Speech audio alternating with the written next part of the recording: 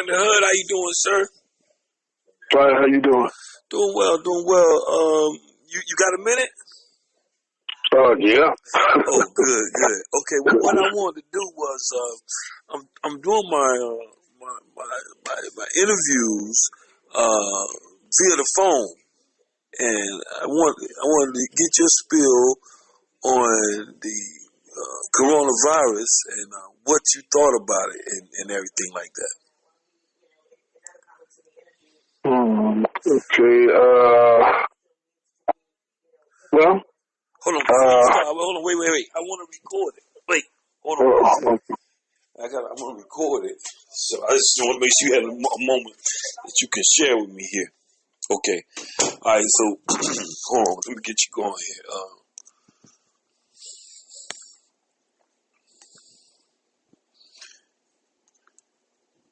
Okay. Let's start off with your name, and we can go from there if that's okay.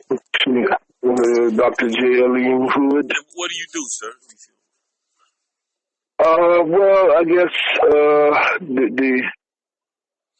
the micro would be that I'm a psychologist. The meso is what you call the community social planner. And then on the macro level, I guess basically, the ministry of wellness, spiritual wellness, will be, I guess, on the macro level. So, each one of those levels carries some different activities, I guess you say. So that's kind of, I guess, simplified. That would be, I guess, and most people probably understand the psychologist that's kind of what my professional focus is when it relates to the micro level of my work in life. Mm-hmm. Oh, okay. So, because you're not living up under a rock, and even if you were, you still would have some knowledge of what's going on out here. So, your take on what is the coronavirus in your own? I mean, I want to say this. I'm not saying come from a scientific point of view, or I'm just saying what's your personal. What do you personally think that the coronavirus is? Well, I guess, first of all, I need to probably give something of I don't know what you call it, a disclaimer or whatever, I guess, in some respects, because I kind of come into this really from a different kind of angle. What I mean by that is that my whole life I've been basically a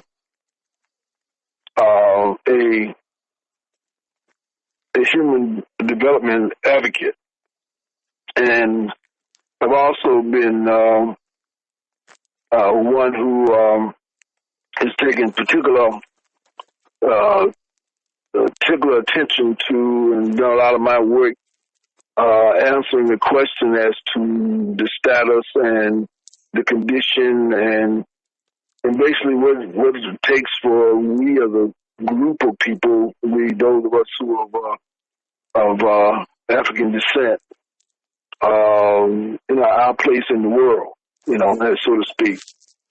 And so therefore, all my life I've been kind of at the cutting edge of social change and addressing what I consider to be the moral imperatives of the day. So I guess first of all, second, my point is that I'm trying to make is that I've been prepared to be prepared for this kind of time in terms of thought process and thinking and lifestyle. So, I've been a part of that kind of Pan-Africanist world movement that has had our own. We're kind of skeptical about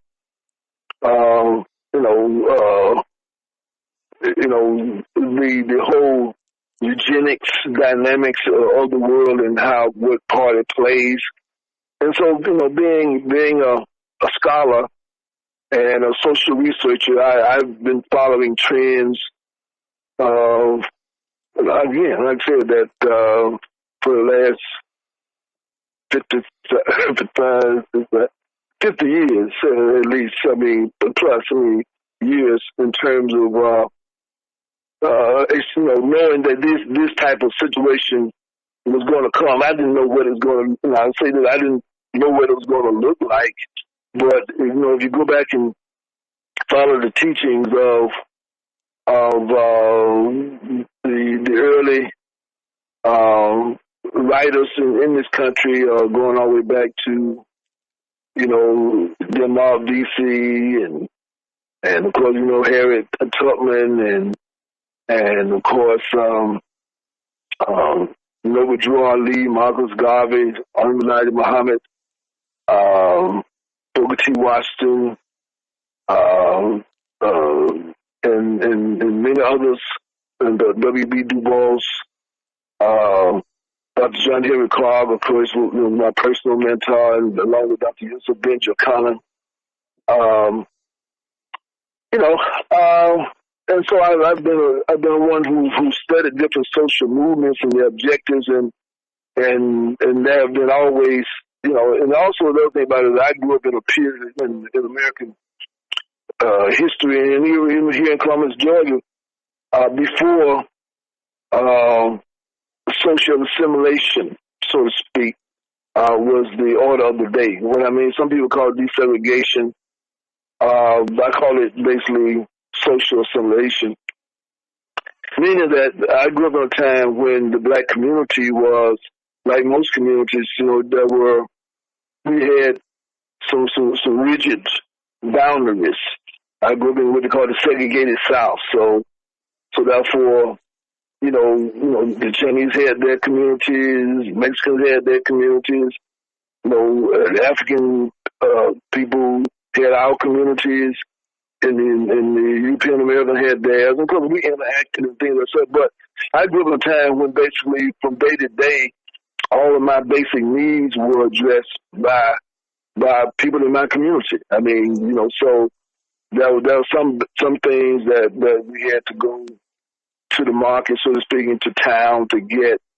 But we were built. My mindset was built around my grandmother, who was 100 years old when she passed, and growing up and understanding that our family would always been very self-sustaining. That we grew our own food, we kind of got materials, and we made our own clothing, and we just had basically an entrepreneurial spirit. And so I say all that to say that. So I've always been interested in agriculture, agribusiness, all those things that I noticed that at one time that we were very much self-sustaining, and we had our own own means of production, and we basically had our own economy within our community, and a mixture of monetary and bartering, and basically just the values of being an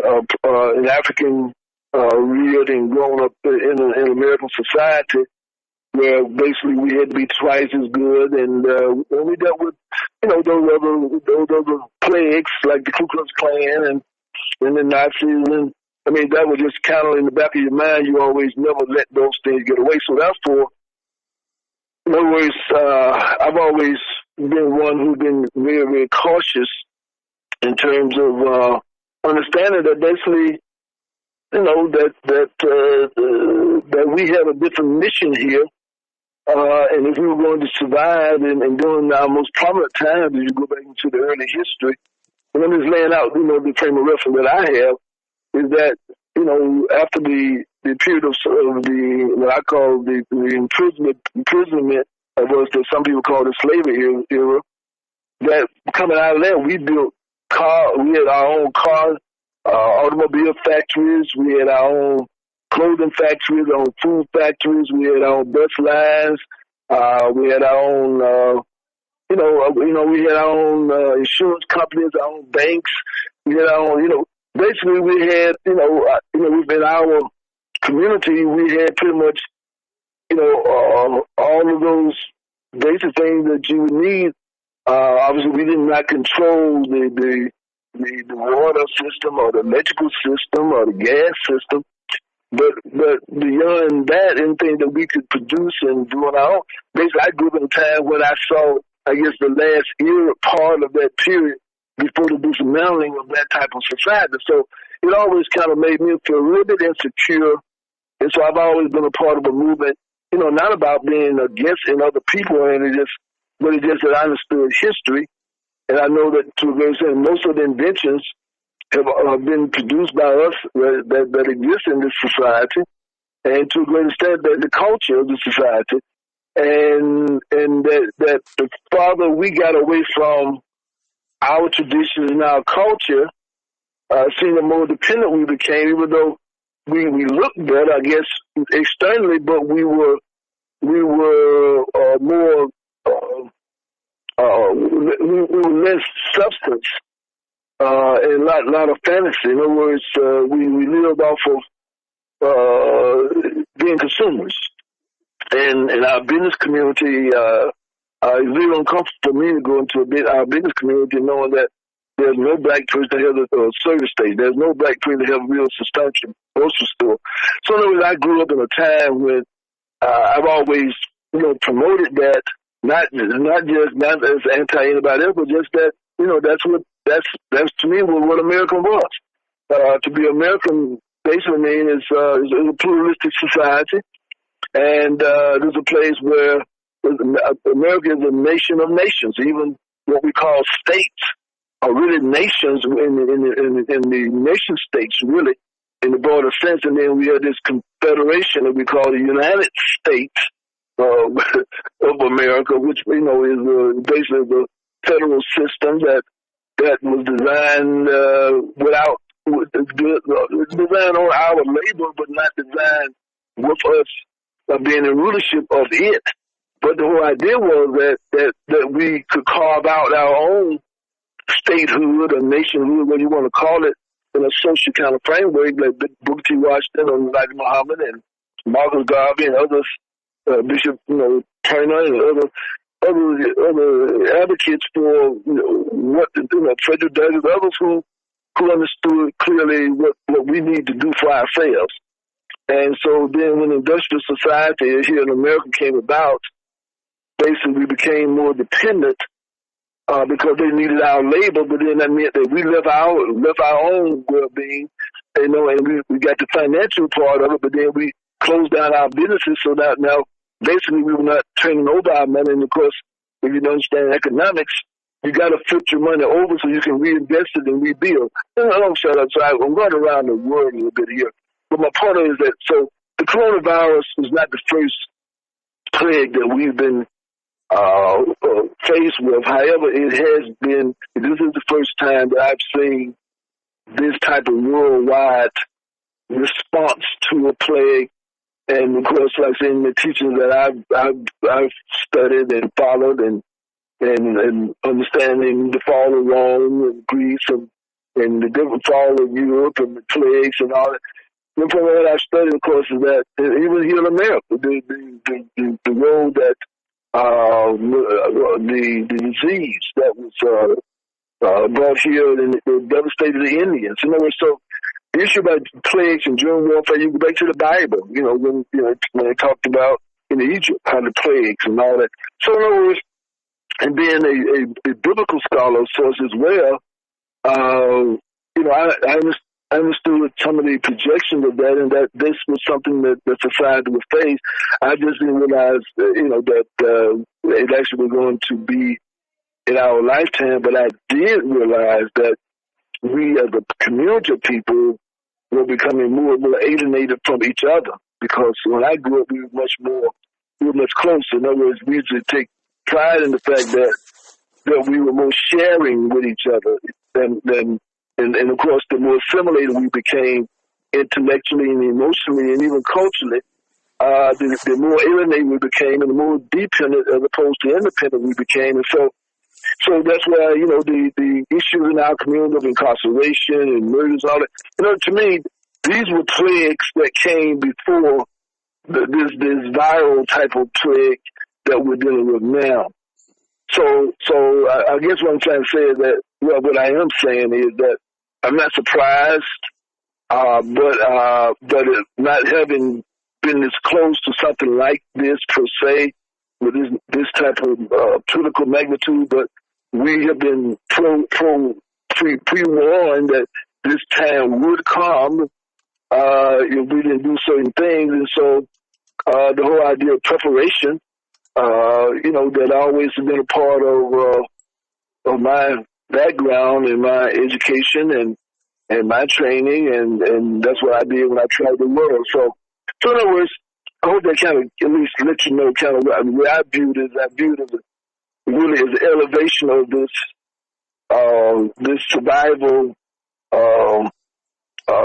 cultural trait that we had let go dormant, but now we're going to have to resurrect those old ways, the ways of our ancestors, the ways of the old South. In other words, we're going to go back to the land, go back to the earth, in every way we can. In other words, that's ultimately, and I believe that now is that ultimately the only solution, the vaccine that man come up with is not really the solution to it. Ultimately, we have to strengthen our bodies and coming back down to a micro level.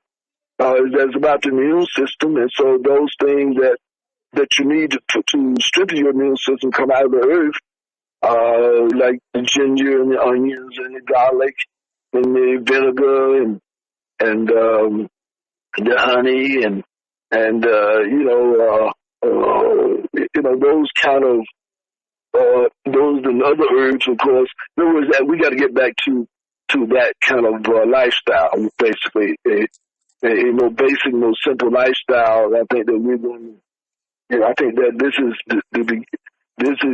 Elijah Muhammad wrote a book called The Fall of America, and I think that it was predicted that basically, it was going to fall because basically, if you understand European history, it has never built a civilization before. The Europeans have always copied, and all the symbols that they copied from us. And so when we went to sleep, basically, they had all this physical wealth, but they really didn't have the spiritual and the moral foundation to be a great civilization. So it's a very highly advanced and technological society, but that's basically a more that's not what life is really all about, though. Life is about human relationships. And so as we're putting more time into robots and going in outer space, and we're neglecting the earth and abusing the earth and abusing the people of the earth. In other words, we just they call it ass backwards. And so basically this is a time now for we as a community. It's our responsibility as the original people on this earth, in my opinion, to get back and provide the leadership as we've always done. We have been taken to it. We have ruled every corner of this earth because we have been the builders of civilization. You go all over this earth and you find monuments to our ancestors in stone and other artifacts because we were the original civilizers. So we're going to, this is almost like, I oftentimes have said that what I've been trying to do with my life is to build a Noah's Ark, and in other words, to prepare for the flood. So to me, this is the flood, and so we're going to have to, of course, as a matter of fact, I was just writing that randomly when you called, and I was just saying we got to educate, we got to motivate, we got to activate. And then we have to elevate. And that, to me, is kind of where we are now.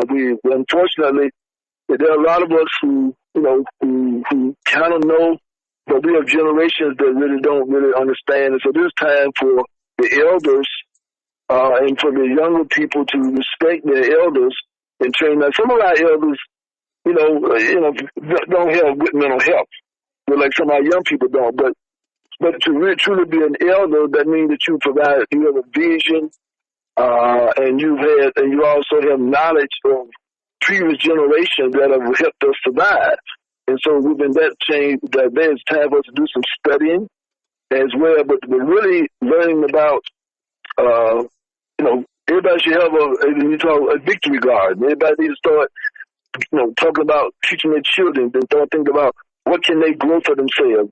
We need to start back understanding what some of the herbs out in our yards, that we can utilize for medicine and things of that sort. We just got to go back to the book called Back to Eden. We got to go back to Eden, and Eden is the earth, and this is God's kingdom. So we got to go back to God's kingdom, and mankind now has to follow us back. But again, we got to put out. It's like this: we are the fathers and mothers of civilization. We're the people that have the moral fabric and fiber that's necessary. But we have to cleanse we have to detox ourselves from this false reality that got us to this place. And so we're going to cast off those demons, so to speak, of this society and reinvest ourselves into the earth. We're farming, having our grocery stores, doing our own home reconstruction, remodeling, basically all those different services and things that we need for our community. We need to close ranks right now and start apprenticing. But again, it means for the generations that the parents are going to have to demand that their children listen to them, and they're going to have to listen to the elders on how to survive during this time. So that's kind of and so when I think about the coronavirus, again, this is new. It's like in the air that you can plan for war, but when the war comes and you got the bullets are flying, it ain't the same thing as basic training. So, but at least so we had our basic training. Now we're in a real war, and so things like this is going to take for us to do better. So we've already started the structure of. We have a Ministry of Health Information. We have a Ministry of Commerce and Trade, and so these are ministries that we are forming, and anyone that's interested, they need to contact Project Rebound Inc. because this is not. Yeah, this is. If you look at the Hispanic community, Latino community, they've been there a short time. They have their own grocery stores. They have their own food service and health service mechanism. Look at the East Indians. They have taken our monies and put up service stations and package stores and all these types of things using our money. But the fact of the matter is that we have to begin to become our own business and economic leaders. We have to begin to resurrect Black Wall Street. And so we have what we call a Black Wall Street Alliance. And if anyone is interested in participating in this, and basically they're saying right now, let me say this, right now, everybody will tell you, basically the government we have no government for us. The only government we're going to have, and the people that are best organized, the people who pool their resources. When we talk about Kwanzaa, most people know that I have been a drum major for the Kwanzaa lifestyle ever since I returned home to Columbus, Georgia. Ever since it just made sense. We got to learn how to organize and have unity. We got to also make sure that we have a clear understanding that this is not about trying to appease anybody. It's not against anybody. But we're trying to survive. So that means self-determination. We have to begin to define and develop, put together our own institutions. We have to do collective work. And it's funny, this is not Dr. Hood's problem. This is all our problems. So therefore, But for those people, there's no time to debate about who know this, who know that. I'm smart enough to be able to respect somebody and stay in my lane. And I'm also smart enough to ask questions. And so that's what people need to be doing. They're asking questions and asking for guidance. And those are the people the people I'm working with now. People who want to debate and did all that. I don't have no time for that now because I know what I know, and I know what I've been taught for this time. And I didn't just start last week or 10 years ago. I've been doing this 55, 69, and over 50 years. So talking about this same thing and doing those things. Then of course we're talking about cooperative economics, pooling our resources and being creative. Being creative means that we got to be able to draw upon our culture. How we cook. We got to stop cooking with all that pork and all that kind of stuff. Becoming more of a plant-based type lifestyle that we did before, using meat sparingly. Then, of course, we got to be clear about our purpose. Our purpose is to survive and to build communities, and they're built on relationships. Now, some of our people, they're just not going to get it. So that's why right now, water seeks its own level. That people who want to have a higher standard of living, those who want to survive, it's like Noah's Ark. I'm not inviting anybody into this Noah's Ark here. Now, if they got some Noah's Ark, that's fine.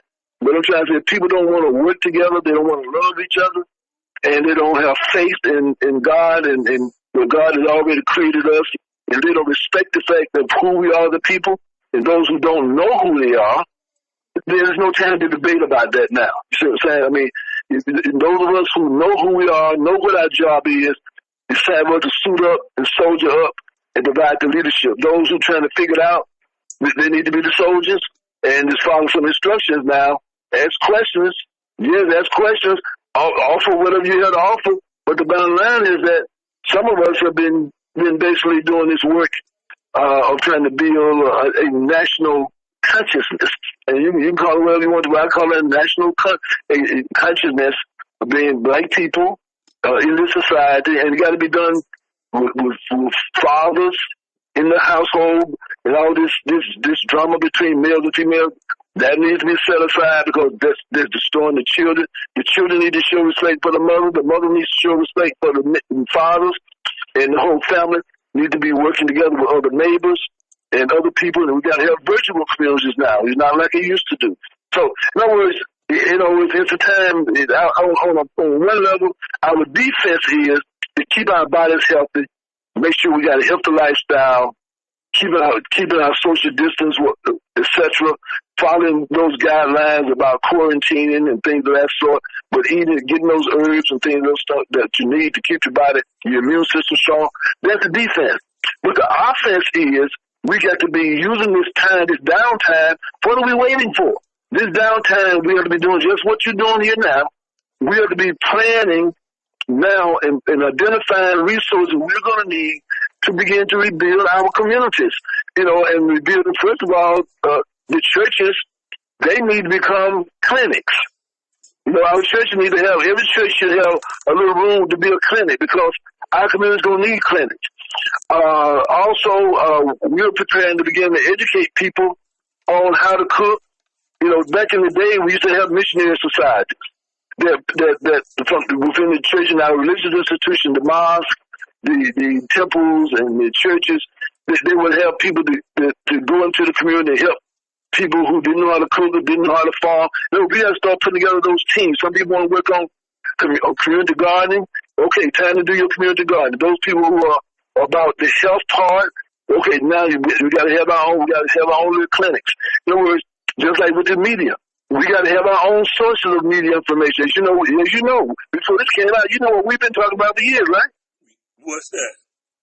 We're about trying to have our own communication infrastructure. Yes, sir. Right. Okay. That's what this is. Yes, sir. Right. So I'm saying that we've been talking about the necessity to have our own means of communication for years, right?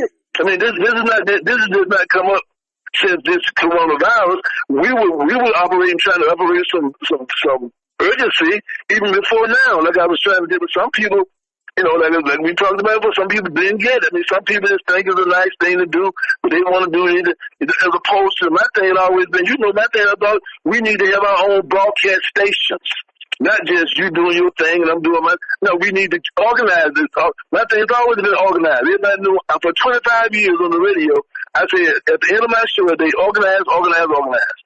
So my point of it is that this is a time for us to organize, and it means that you got to organize based upon respect, responsibility, teamwork, truth, and love. Those are the principles. Those are the values. We're going to have it. A lot of people are going to be out of job. We got an employment agency coming up. You know, like I said, we got home improvement company that's coming up. We have a health system that's coming up. We have identifying black farmers now. We have a network in this area from Montgomery, from Birmingham to Montgomery to Columbus to Albany. To Macon, to Atlanta. We building networks of people that we can trade with and that we can support each other. So again, I'm saying that's what we're doing. We're using this communication. We're on Facebook. We're not talking this nonsense. We're talking about ways to be about. And when they let us out of the gate, again, we got to hit the ground. Not worrying about what kind of vaccine they got. We got to be worrying about what we grow and they're going to help us survive. Yes, sir. Now, one of the things that I like that you articulate is that it's not about being anti-white or anti. No. It's not. That's just because I'm taking care of me doesn't mean I don't like you. Is my point. I mean, listen. It's just like Malcolm X said. Look, we didn't set up. I mean, we didn't have the power to determine where we live or where we went to school. I mean, so in other words, the fact of the matter is that if you look at this country, everybody comes here, and they come here as groups. Well, they didn't come as individuals, they came as groups. So therefore, you have to, you have a cultural group, and New York is a nation of groups. You go in this area is Italian, this area is Polish, this area is Jewish, this area is Harlem is African. You got your Chinese Chinatown. No, listen, you got the Hispanic area. I mean, in other words, look. That's the reality. We got to start with our family, our community, okay? And then the whole point of it is, in our community, like in there, we can help other communities. That's the whole thing about it. And that's my point is that if we don't stop following the kids in society, they don't know what to do. You look at them, they don't even know what time it is. They still debating over bullshit. But we are the people, we're outside of that loop. Stop putting what we need to start spending time on, and also the people who are leaders in politics, people who are leaders in social climbing. This time for them to get in line and fall in line, because the ones who are the leaders now are the ones who are talking about what? Back to land. The ones who are talking about what? Buying from black farmers. Those are the ones who are talking about what? Let's start our own business. That's the leader of the line now. So you just respect that and get in line and see how you can help. That's what time is. I hate it with all passion that we lost our black bank in this town because people didn't understand. They didn't understand that you can't. You got to have your own banking system. You see, you got to have your own system. So in other words, I'm just saying that this is no time for trying to. Everybody, listen. What did Trump tell the states? Y'all on your own. And what did the states tell people? Don't come to the hospital. So what I'm saying is that it seems to be obvious if we don't turn to each other, our family, our kin, our tribe, our clans, we got to circle the wagons and go back to what we know, and then we can. What do the Chinese do? Chinese lock down everybody. So now the Chinese say, well, look. okay, this is how we did it. So that we can try to help you, but we can't. We don't put the mask on ourselves. Then when the air, you can't help nobody else if you don't put the mask on yourself first. So we gotta protect ourselves. We gotta protect our own health. And right now, those of us who think we own something, think that we got at least we go in the right direction. Those people who don't know nothing about holistic health, then you need to be listening to those of us who do. Those of you who are new to this, you need to be listening to those of us who've been living this for a while. And like I say, that in every arena, there are elements that we need to do and have that's going to make a difference for our survival. And then, therefore, as always, when we first came to this society, we taught the European families how to raise children. We showed them how to raise crops. We showed them how to build bridges. We showed them how to build houses. But yeah, what did Booker T. Washington say? In things that are economic, we can be united as a fist. But in things that are social, we'll be separate as the fingers. So that's the whole point, is that's what Booker T. Washington's philosophy was all about. I've always been, it ain't against nobody. White folks don't need us. They sit up the barriers to keep us out of their situation. So I say that thank you very much. But there's some of us who said, okay, we rather sit on the back of your bus, we rather have our own buses. See, rather than sit in a section in your restaurant, we rather have our own restaurant. So that's all. Now if you want to come to our restaurant, welcome. That's the only thing. But I'm saying right now, we got to circle the wagons and rebuild what we call, and again, the network that we're doing is called the Black Wall Street Alliance. And basically what that means is, for people, first of all, if they don't know, they need to study and do as much reading they can to find out what the Black Wall Street movement was all about. There were Black Wall Streets all over Black America. All over Black America. There were some that were more positive than others, but right here in Columbus, Georgia, down at the Liberty District. That's why we got to save the Liberty Theater. We cannot turn that over to the city. Okay? That might have to be our hospital. That might have to be our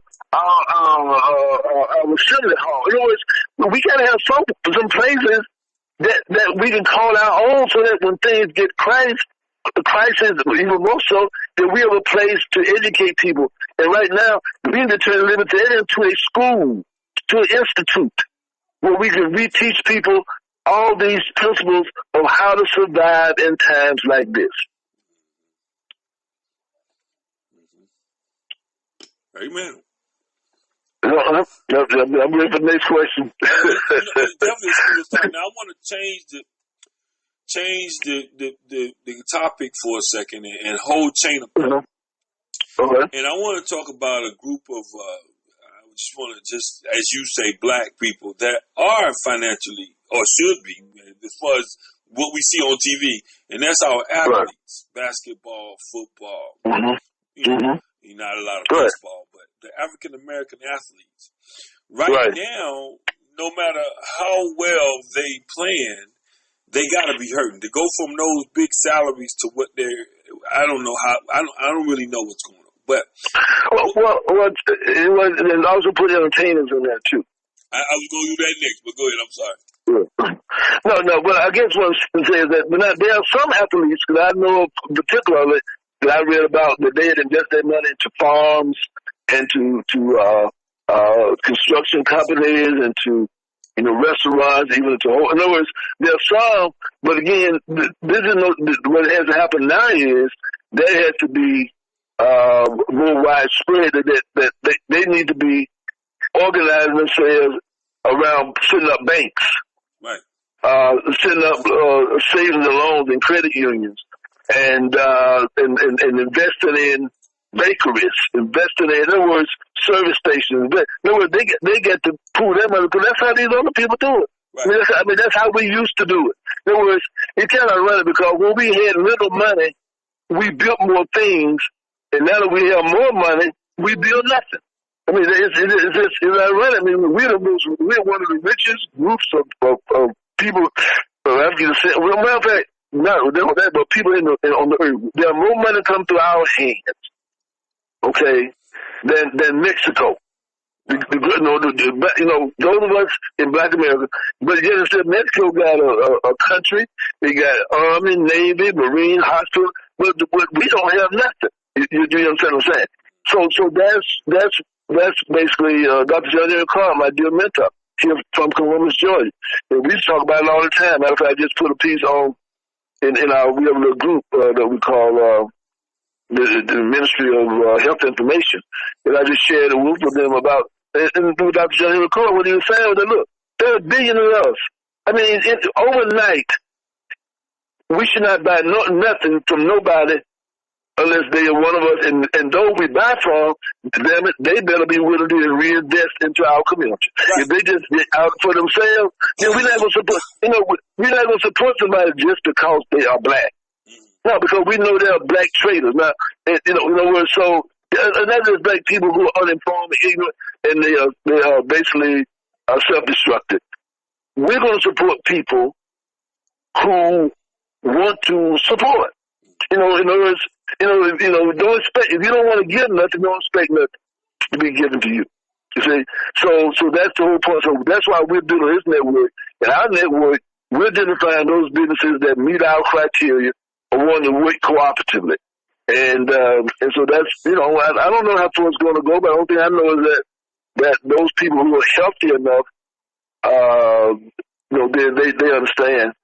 And those people who don't, who are not healthy enough, then they won't understand. But anyone that's involved in herbal medicine, holistic lifestyle, then I certainly would invite them to get in touch with us, because we once it's lifted, we're going to start having, we're going to continue our organizing on another level. Like I say, we're going to educate, and then we'll start, motivating, and then of course we'll start, activating. So our next step is really motivation and activating. We're trying to do self-education now. And pretty much, to some people, they need to look at the Nation of Islam as an example.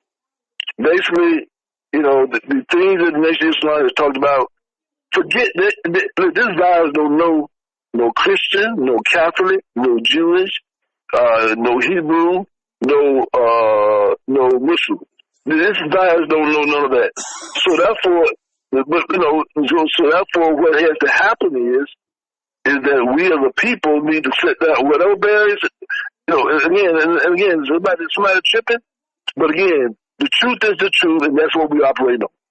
And so basically we're going back to nature, not meaning we walk around here with bones in our nose, and no, we ain't talking about it like that.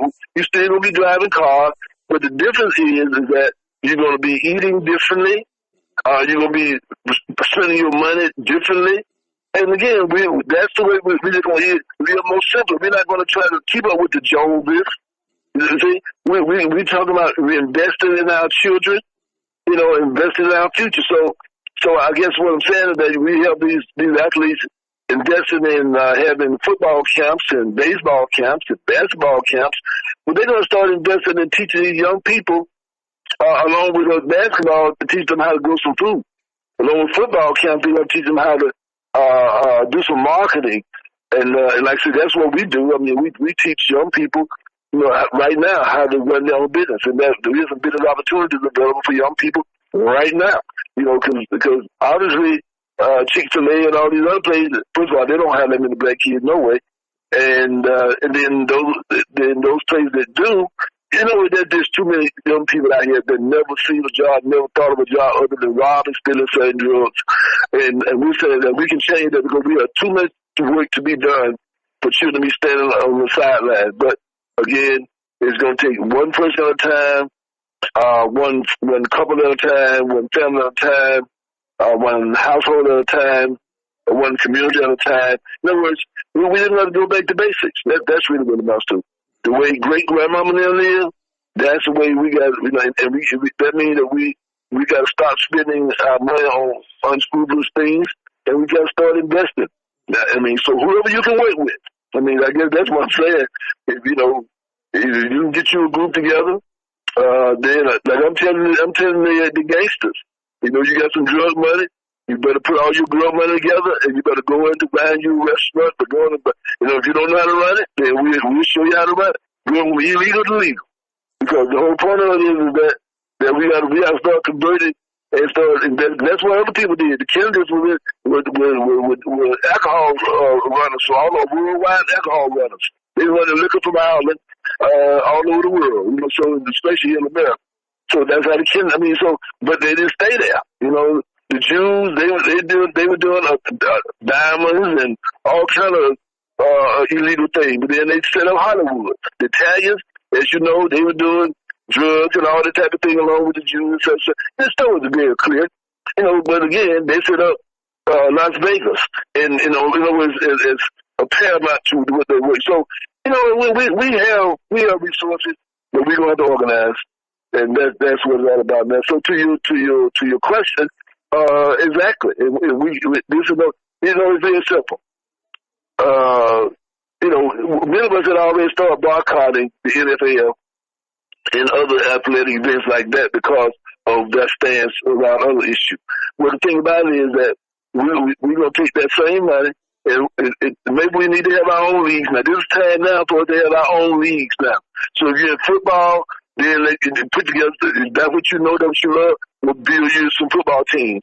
You basketball, same thing, because that's where it was before they broke up our leagues. Remember back in the 20s and 30s, we had our own baseball, basketball, football leagues. You know, so it's the same thing. We're back to basics now. We're back to God bless the child. We got it on. I like that. Yeah. Now,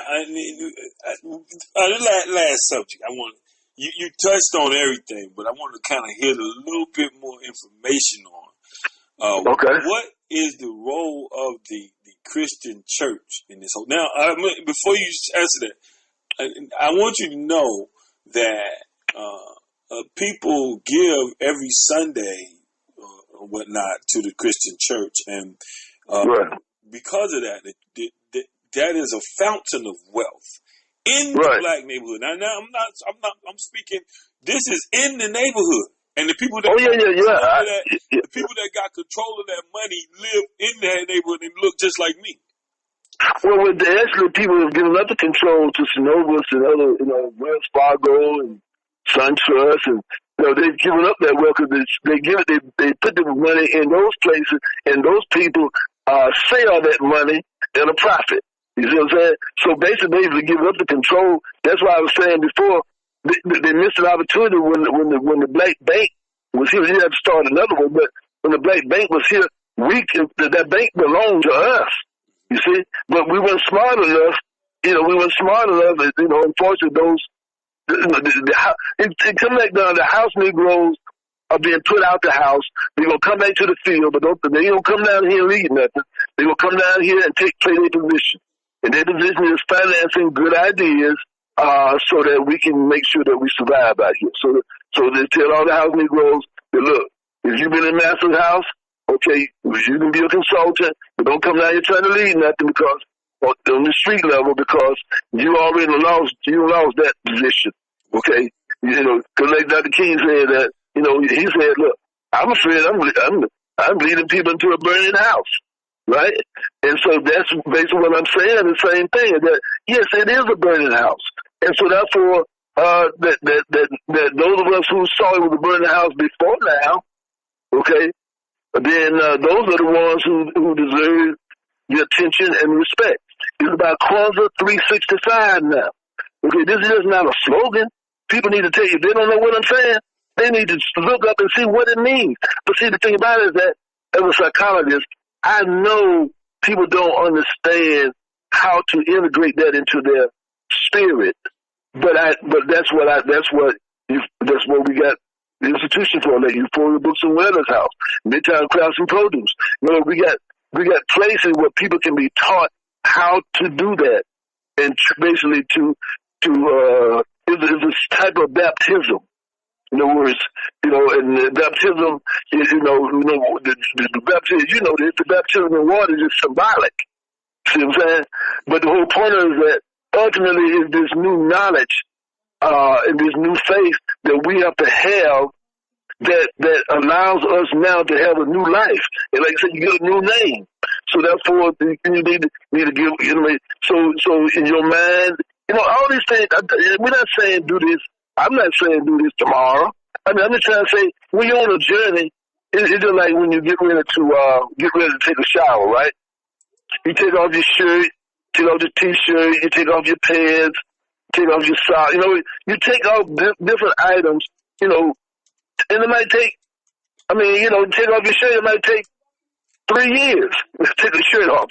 Right. You understand what I'm saying? Right. It might take 4 years to take your pants off. But the point is that you're getting undressed to get a shower, to get cleaned up.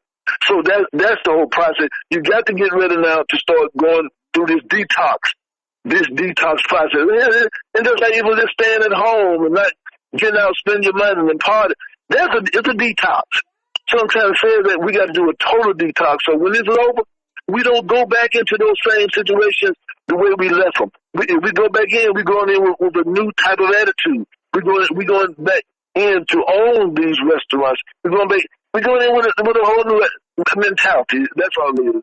What I'm saying is that so that's kind of what I'm saying is that if we right now the number one thing is that we keep our health strong, keep our immune system strong. Like I said before, the garlic, the onions, the honey, the lemons, the limes, the vitamin C, the black seed oil, the oregano oil,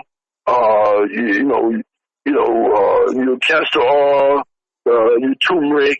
In other words, go through your cabinet store, make sure you got these kind of things in your house, and start knowing how to use these things. Your yellow root tea, your peppermint tea, your moringa tea, your burdock root tea.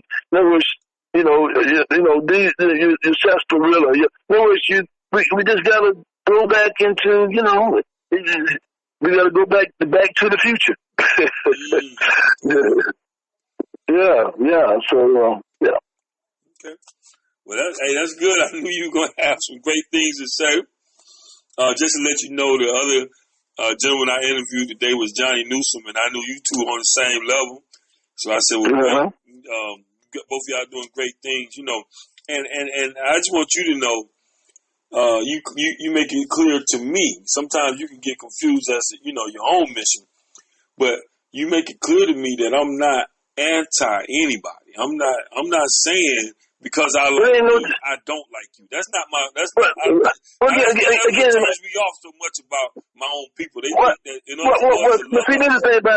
See, the thing about it though is that we spend too much time. The other people are not. Look, Trump is not. These other people, they ain't got time to figure out what we think about it right now. They don't care about what we think about it. And we got to stop worrying about what other people. In other words, what we're saying today is somebody reaches out to us for help, will we help them? Now, if I say, look, I'm not going to help you because you're right, well then, no. Then okay. Then you can have a conversation with me. But until I reject helping you, now if I say, look, wait a minute, I got to get the mask on myself first, right, so I can help you though. I mean, so therefore now you got a problem with that? But see, in this society, we have what we call white privilege. And so everybody's supposed to stop what they're doing when white folks have a problem. No, I'm sorry. No, listen, we are the elders of this earth. So therefore, that's part of the problem. The children are running the house. You got to let the elders, so it's not time for them to get in line and take their orders from us. Wow. As we used to say in the Black Panther Party, white power to white people, brown power to brown people, yellow power to yellow people, red power to red people, and black power to black people. And that black people are the vanguard of this movement. And that's what I'm trying to say, that we're the vanguard. Because we are the ones, remember, we're the ones that built this country. We took the peasants from Europe, okay, and they basically put it in a slave system, And they had already been to our part of the world and saw what we could do. They already knew that we could grow food. They already knew we could build pyramids. They already knew we could build castles. They already knew that we were the first physician.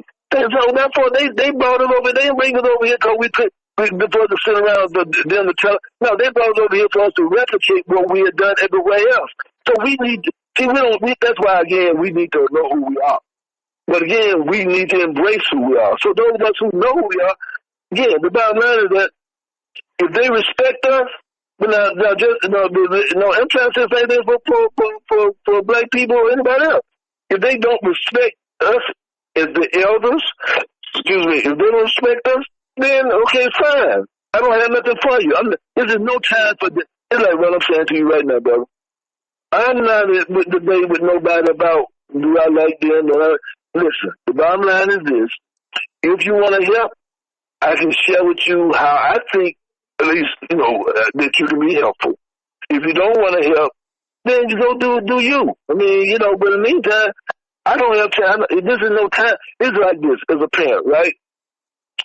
If your child is playing by the street, and you see a truck coming, and your child about to run out in the street after a ball, and you scream at your child, what the hell you doing? Get your ass out of that street.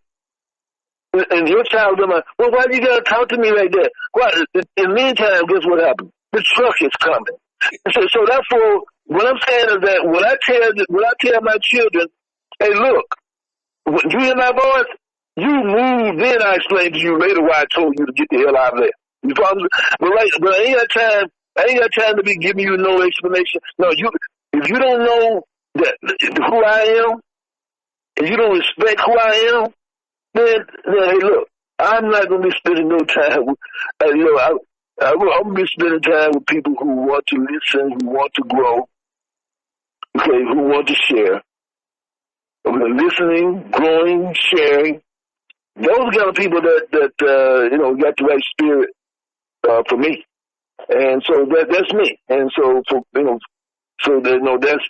that's for me. It is I don't know about others, but for me in my house, we will serve the Lord.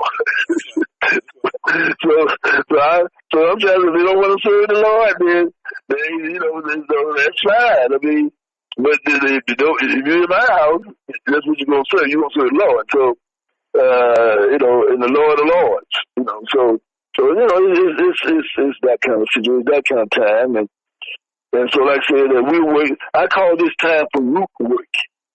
And that's what you and I are doing right now. We're doing root work. And that's why I was saying before, we should have our own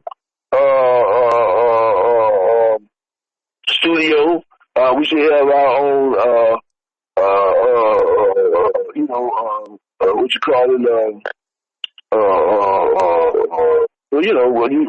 a broadcast station or whatever. That's right. We should. That's exactly. I mean, I'm trying to say that but I'm just trying to say people listen to the idea. We could have been on that, but it's okay. I mean, like say, all flowers are blowing at the same time. But this is where we are now, and that's what we still need to do it. But at least, like I said, at least I can tell you I told you so. So I'm saying there are other people I can tell I told you so. So I'm saying, and that shouldn't offend nobody. And the only thing you do is what submit. Yeah, you did tell me that. You were talking about that. So now, so let's move on now. But if you want to, well, you didn't really did. Okay, I'll tell you what. If you can't, I mean, it ain't about me, it's about truth. Because when I can't submit to truth, then I'm a problem. So the whole point is that by respecting you, I'm trying to say that if I bring truth to you, you're not doing me no favor. You're respecting truth, and I'm not the problem. If you violate truth, and that's what's happening in society today, we violated truth. One of the I have to send to you.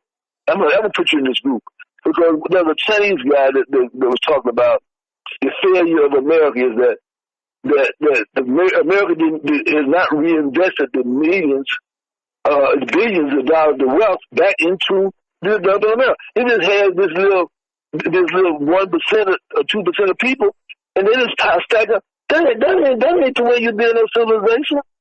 And that's what China was saying was that, hey, look, your American oligarchy, has really betrayed America. Now, we understand in our community, our oligarchy has betrayed us, and that's those people of wealth.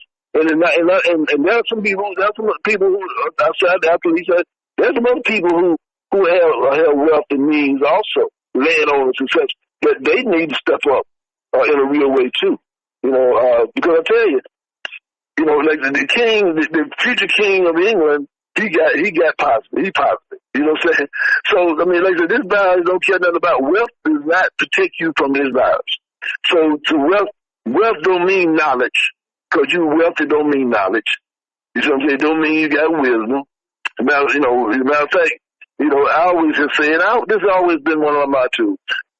And this I put it in perspective. I always have said, the more money you need, the more ignorant you are.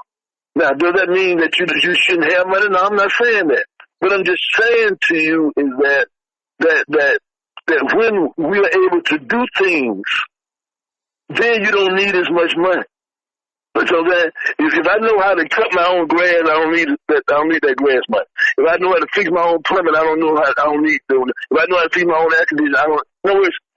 In other words, the money is for there to get things that you don't know how to do, that you don't have.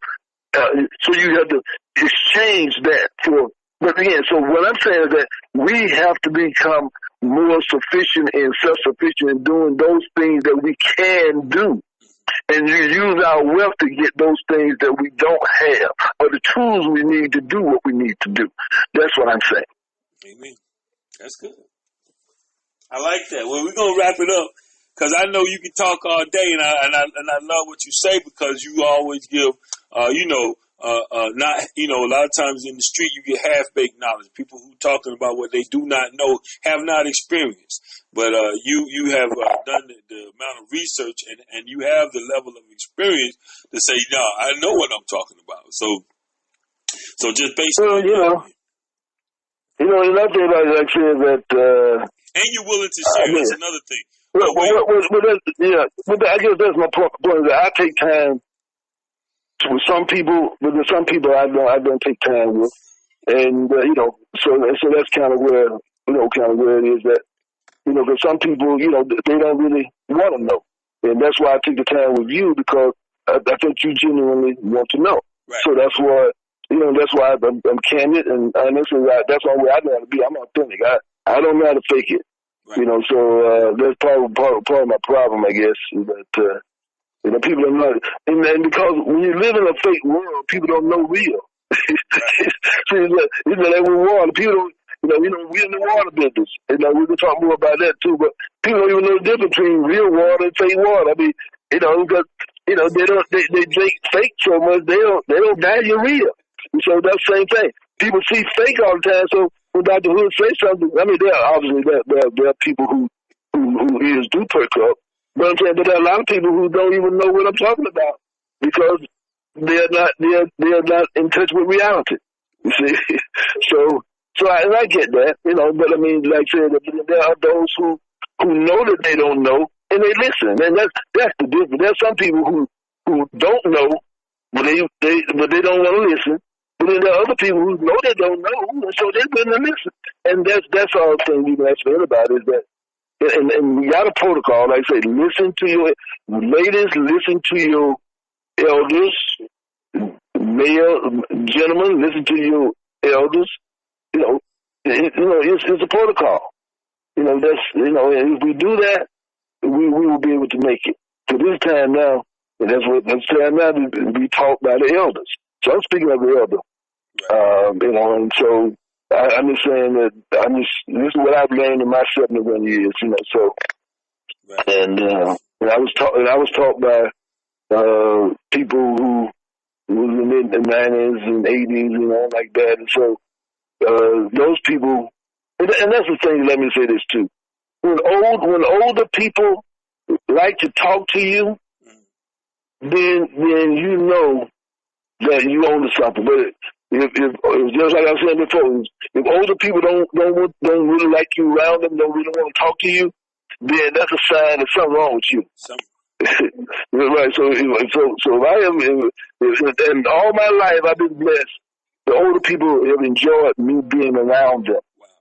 So, because they know I appreciated them. Well, Dr. Hud, I tell you, you know, I count myself smart in no facet, but I do understand one thing. If you hang around 9, you end up being a 10th. And I walk behind you enough to see the people that you associate with. I go in saying, now why is Dr. Hud taking me here? And then I look back and I see the flowers bloom.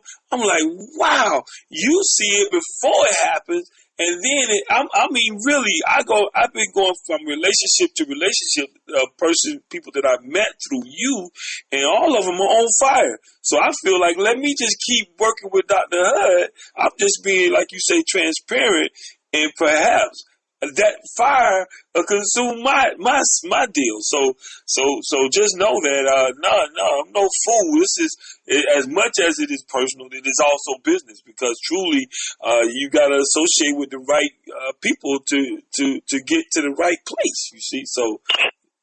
Right. Well, I like to say many times, business is my pleasure and pleasure is my business. Awesome.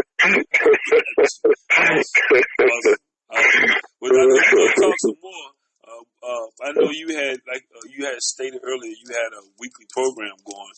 I certainly want to keep this going. Certainly, while this virus is going, we can keep it going telephonically, meaning that wherever you are, right, you can just got a moment to talk on the phone.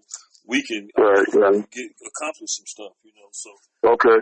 Now let me just so what's going to be the vehicle by which you share this? This is going to go on YouTube, as well as I'm going to send you a copy on Facebook. Just like it was the same deal, the same visions by Dr. Hud. It's going to be same type of same deal. So you'll see it, and I'll send it to you.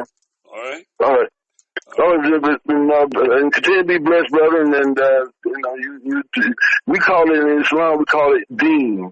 You own your deen, meaning that you own your job, you own your purpose.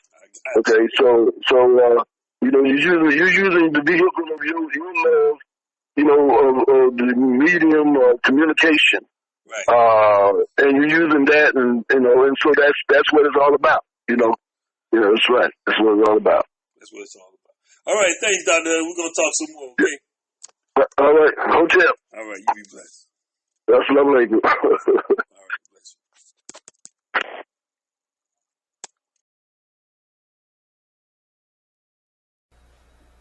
Hello, my name is Juan Lane, and thank you for tuning in to this station, New Way to Live. Listen, we can't do it without your help. We need you to send your donations in today. This is how this station operates.